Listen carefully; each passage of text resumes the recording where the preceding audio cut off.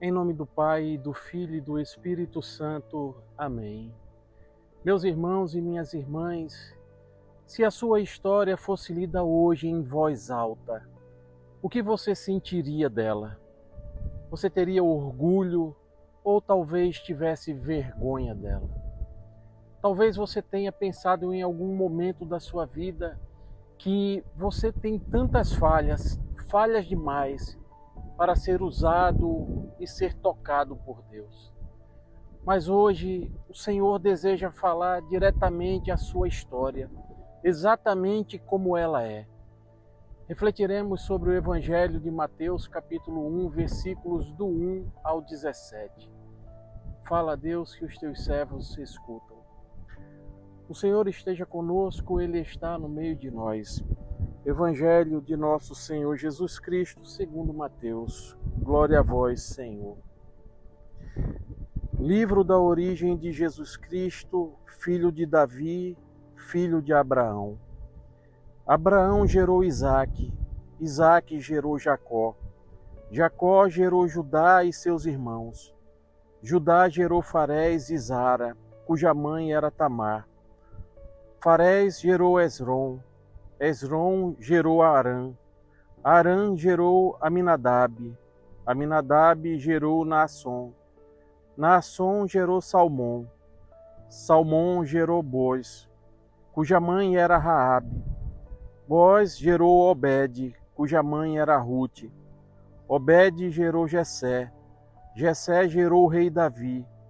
Davi gerou Salomão, daquela que tinha sido a mulher de Urias. Salomão gerou Roboão. Roboão gerou Abias. Abias gerou Assá. Assá gerou Josafá. Josafá gerou Jorão. Jorão gerou Osias. Osias gerou Joatão. Joatão gerou Acais. Acais gerou Ezequias. Ezequias gerou Manassés. Manassés gerou Amon. Amon gerou Josias. Josias gerou Jeconias e seus irmãos no tempo do exílio na Babilônia. Depois do exílio na Babilônia, Jeconias gerou Salatiel. Salatiel gerou Zorobabel. Zorobabel gerou Abiúde. Abiúde gerou Eliaquim. Eliaquim gerou Azor. Azor gerou Sadoque. Sadoque gerou Aquim. Aquim gerou Eliúde. Eliúde gerou Eleazar. Eleazar gerou Matã. Matã gerou Jacó. Jacó gerou José, o esposo de Maria, da qual nasceu Jesus, que é chamado o Cristo. Assim, as gerações desde Abraão até Davi são 14. De Davi até o exílio na Babilônia, 14. E do exílio na Babilônia até Cristo, 14. Palavra da salvação. Glória a vós, Senhor. Deus escreve a história com nomes imperfeitos. Meus queridos irmãos, o Evangelho de hoje não se inicia com milagres ou parábolas. Mateus inicia com algo aparentemente árido, fora de contexto e talvez até acidental. Uma genealogia. Não qualquer uma, mas a genealogia que nos mostra uma descendência e o cumprimento das promessas de Deus. Porque nele, meus irmãos, nada é acidental, nada está fora de contexto. Mateus está escrevendo para os judeus e começa afirmando que Jesus é o cumprimento da promessa, o filho de Abraão e de Davi. Mas essa genealogia descrita por Mateus, ela não esconde as feridas.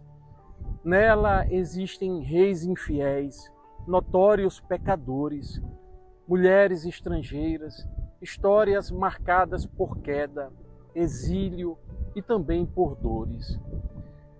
Mas o versículo 17 deste capítulo do Evangelho de Mateus nos mostra algo profundo e simbólico e ao mesmo tempo revelador. Uma história organizada em 3 ciclos de 14 gerações. Vejam, meus irmãos, na mentalidade bíblica, as gerações revelam que Deus governa o tempo e o espaço, mesmo diante das inconstâncias de um povo pecador. Nada, absolutamente nada, interrompe o que Deus planejou para a humanidade. Nem mesmo o exílio na Babilônia, que era o sinal máximo de fracasso espiritual, ele não teve a capacidade de interromper o plano de Deus para todos nós. Ele continua simplesmente escrevendo. E o que esse texto nos revela hoje? Vejam, meus irmãos, Mateus está nos ensinando que a salvação não acontece fora da nossa história, mas exatamente dentro dela. Deus não esperou uma humanidade perfeita para enviar o Salvador, nosso Senhor Jesus Cristo. Ele entrou numa história ferida para curá-la desde dentro.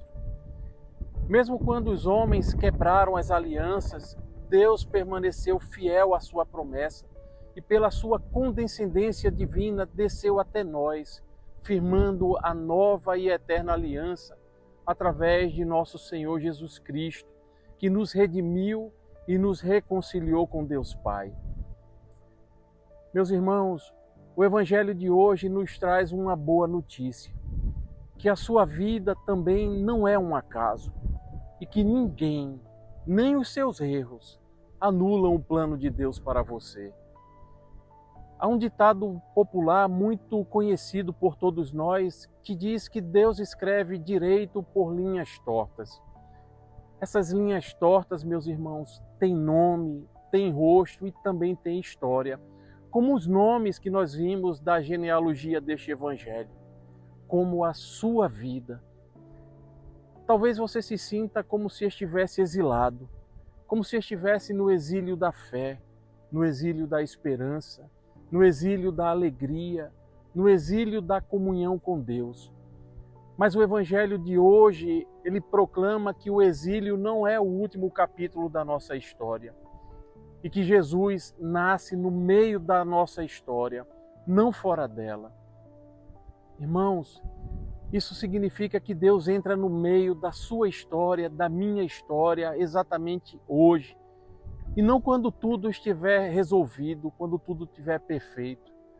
Muitas vezes nós somos tentados a questionar, mas a minha história não é digna. Mas nós não devemos pensar assim. Devemos, na verdade, nos perguntar se nós estamos dispostos a deixar Deus escrever os próximos capítulos de nossas vidas. Meu querido irmão e minha querida irmã, você não é definido pelo seu passado, mas pela promessa que Deus fez, e jamais, em nenhuma circunstância, Ele revogou. A genealogia descrita por Mateus neste Evangelho termina exatamente em Cristo, porque toda a história encontra sentido quando chega a Ele. Portanto, se você permitir, Jesus não apagará seu passado. Ele o redimirá, Ele o reconciliará. Ele não mudará os fatos, mas transformará o significado de cada um deles. Hoje Deus olha para a sua vida e diz para você: filho, filha, eu ainda não terminei de escrever a sua história. Tome posse desta palavra poderosa. Louvado seja nosso Senhor Jesus Cristo, para sempre seja louvado e amado. Estivemos reunidos e permaneceremos sempre unidos. Em nome do Pai, e do Filho, e do Espírito Santo. Amém. A alegria do Senhor seja a nossa força. Santo dia, meus irmãos, graça e paz.